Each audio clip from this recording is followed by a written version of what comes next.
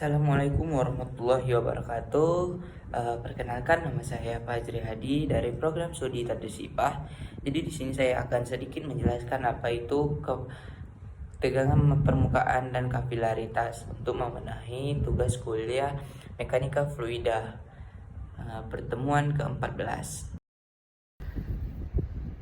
Tegangan permukaan merupakan peristiwa zat cair untuk membuat suatu lapisan tipis pada suatu permukaan. Bisa dilihat seperti gambar seperti ini.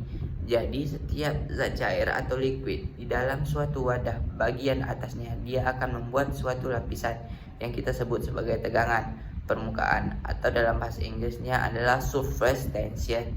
Nah, bagaimana tegangan permukaan ini dapat terjadi? Kita perhatikan gambar berikut ini. Jadi setiap partikel di dalam zat cair akan mendapat gaya antar partikel yang kita sebut sebagai gaya kohesi.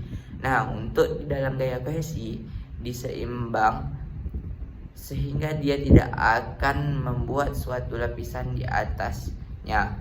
Beda dengan partikel di atas permukaan tanah. Di bagian atasnya ini dia tidak terdapat gaya kohesi sehingga nanti di bagian atasnya dia akan membuat suatu lapisan yang seperti ini. Untuk rumusan tegangan permukaan dapat dilihat pada gambar ini. Jadi untuk adhesi itu adalah gaya tarik antar partikel yang berlainan jenis. Itu artinya kondisi terjadi pada zat cair dan permukaan gelas di permukaan kaca, seperti itu. Tegangan permukaan itu disimbolkan dengan gamma. Gamma sama dengan F per 2L, yang mana keterangan dari rumus tersebut adalah gamma sama dengan tegangan permukaan dengan satuan Newton per meter, dan F sama dengan gaya atau berat benda dengan satuan Newton, dan L adalah panjang kawat yang disimbolkan atau satuannya adalah meter. Kapilaritas sendiri itu merupakan peristiwa naiknya permukaan air melalui pipa atau saluran kecil. Nah, kalian bisa perhatikan gambar berikut ini.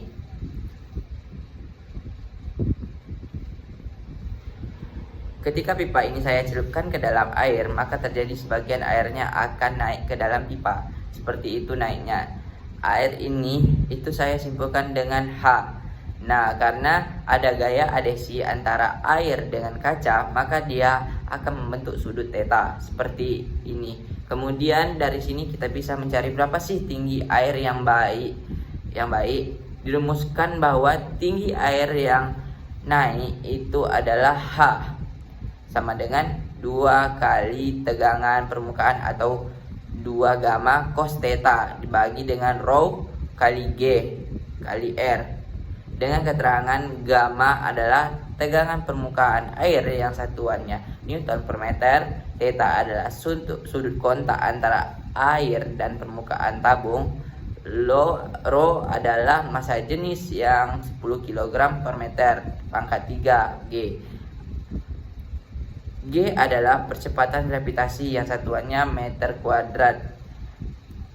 R adalah jari pipa yang 16 meter, dan H adalah tinggi air yang naik.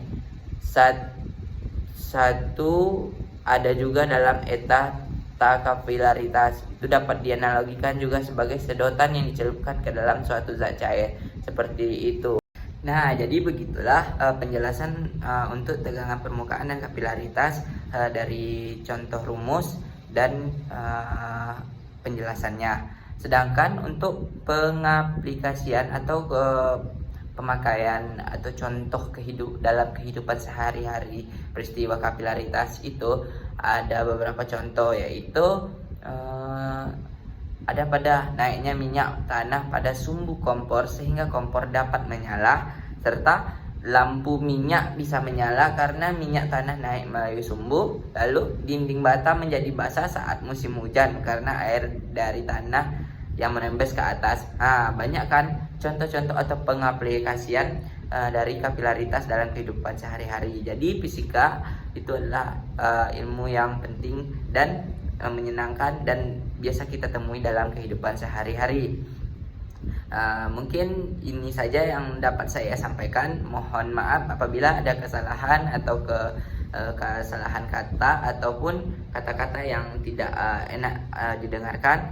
Kurang lebih saya mohon maaf. Wabillahi taufiq wal hidayah. Wassalamualaikum warahmatullahi wabarakatuh. Dadah.